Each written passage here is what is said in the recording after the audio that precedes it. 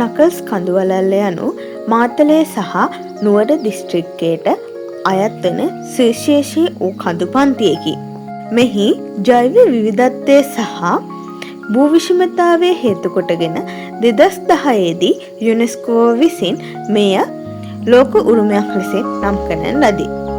නිතරම මෙම කඳු පන්තිය මීදුමින් වැසී තිබෙන්නා වූ නිසා සිංහල පැරණි ගැමියා මෙය දුම්බර කඳු වැටිය ලෙසින් හඳුන්වනු ලැබේ. නකල්ස් යන නාමය ලැබී ඇත්තේ ඉංග්‍රීසි පාලන කාලයේදී මිනින්දේරුවෙකු විසිනි. මෙහි ප්‍රධාන වශයෙන් කඳු පන්ති 5ක් දැකගත හැක. නකල්ස් කලාපය තුළ ශ්‍රී ලංකාවේ සියලුම දේශගුණික කලාපවලට අයත් සුන්දරත්වය අත්විඳිය හැක.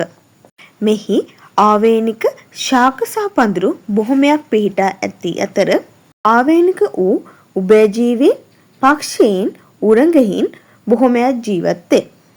කඳුතරණය දිය ඇලි සහ විවිධ ජල පෝෂක ප්‍රදේශ පිහිටා තිබීම හේතුවෙන් මෙය නිබඳ සංචාරකයන්ගේ අවධානයට ලක් වූ අතර සංචාරක උරුමයක් ලෙසින් පවතී.